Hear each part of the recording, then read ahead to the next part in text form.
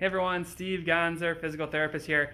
I wanted to go over something because there's a lot of races going on. Depending on when you watch this, it's the fall, and most people are getting those peaks. We have, based on right now, New York is coming up. There's some big marathons, Marine Corps marathons coming up. So I get a lot of questions and emails about recovery and how to maximize recovery, how much time should you take off, should you take time off?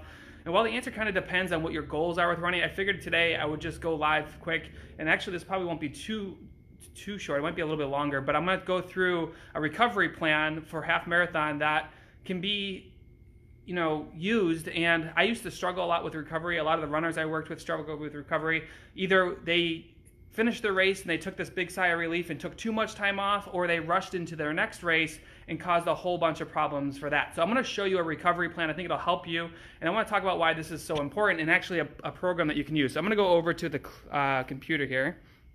And so we use this program. This is part of the RunSmart site. So if you're interested in looking at more of this, go to tryrunsmart.com. But we have this part called Your Success Path, and this is what I want to show you. So we have 5K, half marathon, full marathon guides.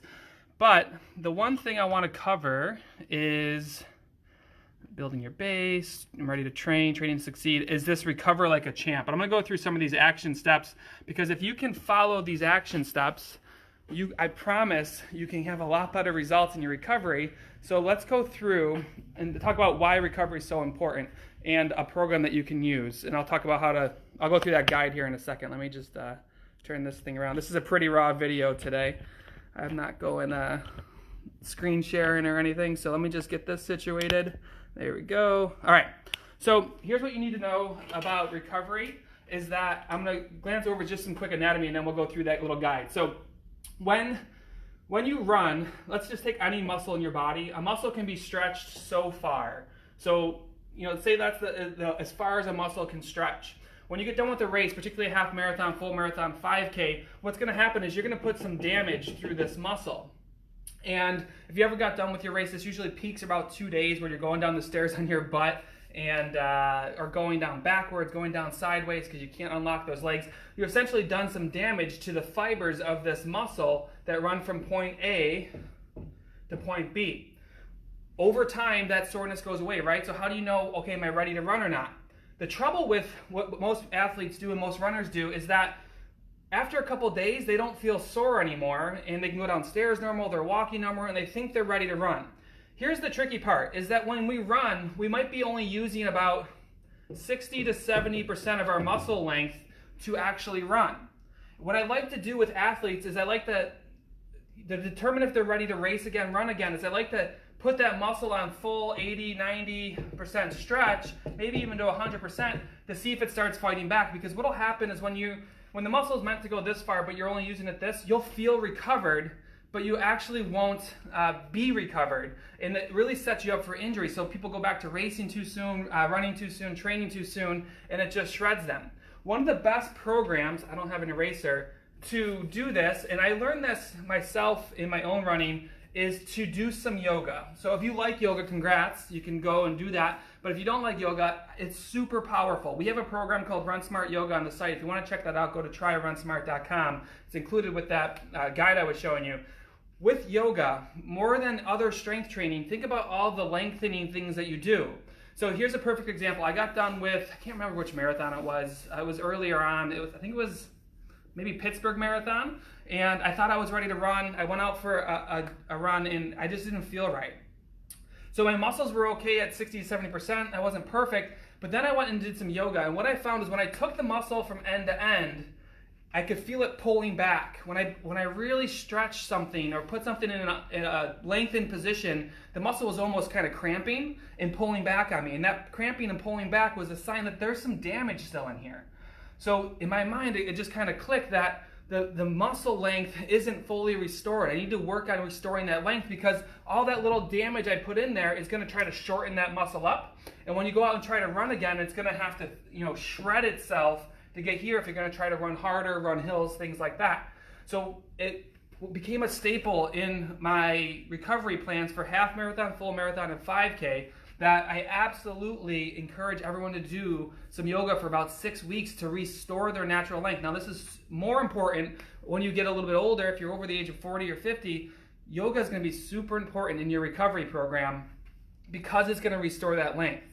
Don't underestimate that. I think once or twice a week is fine. That's what I'll go through the plan now. I'm going to show you our recovery plan and talk about that and what we do so you can use it. If you're interested in finding the full plan, again, try runsmart.com. And if you know someone who is trying to recover for a race, if you can tag them in the comments for me. Let's go over and talk about this. Hopefully this makes sense. Let me know in the comments if I'm not making sense or if you have any questions. I'll try to answer those before we get cleaned up here. So I printed the plan for you guys to take a look at. And this is kind of the flow of it. Get back in shape, building a base. I'm ready to train, training to succeed, and then recover like a champ. So let's look at that recovery plan. Where is it? There it is. Okay, so half marathon. Again, this is just for a half marathon. Week 1, I always recommend 0 to 5 days of full rest. I know you might not want that. That's going to be really important for the body to restore and recover itself. And then I kind of have you start working in more. So days 5 to 7, recovery biking or short, easy-paced runs. If you're not sure what an easy pace is, you should be able to like pretty much sing during that or be so bored that you don't maybe even want to run. And then I have some kind of videos in here that are on the site. Watch a rest is not recovery. And then we kind of work through, it's still an easy-paced runs. I'm going to go switch the camera around. What I find is when people go back, they really misjudge their easy-paced runs. So what you want to do, an easy-paced run, you can find these paces on either the RunSmart site in our membership area, or you can find them online a lot of times with a running calculator like 𝗵 or something like that. But an easy-paced run is boring, and you're running and you're almost like, I can't go any slower, this stinks. You don't want to start this hard running in week 2, so especially if you just raced quite a bit. So we always have the easy-paced runs first.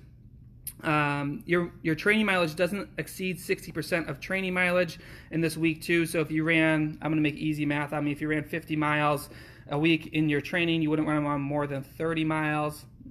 Some videos to watch, and then you'll see I get you in the foam rolling. And then in week 2 or 3 and 4, we start doing some yoga. There's some stretching. Day 2 of yoga. Where's day 1 in here? Either way, so day 2 of yoga is somewhere in here, day 1's in there. Day 3 of yoga, this is when I start asking you to do your RunSmart yoga in week 2 and week 3. Week 1 is more rest, week 3 you start doing yoga. Again, it's going to lengthen that tissue out. I found this out for myself when I injured myself after the Pittsburgh Marathon. It was Pittsburgh.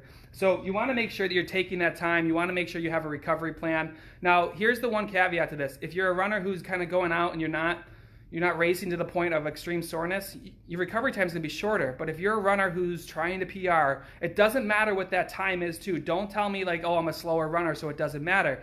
It's all about your effort. If your effort's high for race day, it's going to take you longer to recover. Go through and take the first 5 to 7 days and just relax. Maybe do some easy biking and then work through there. You don't want to go too hard. Check out some yoga programs. We have RunSmart Yoga on the site. It's a 6-week program you can try out. It includes that little guide I gave you, strength workouts, training plans, stuff like that. But recovery is so important. You need to make sure you do it. If you want help with your recovery or your training or your strength work, go to tryrunsmart.com.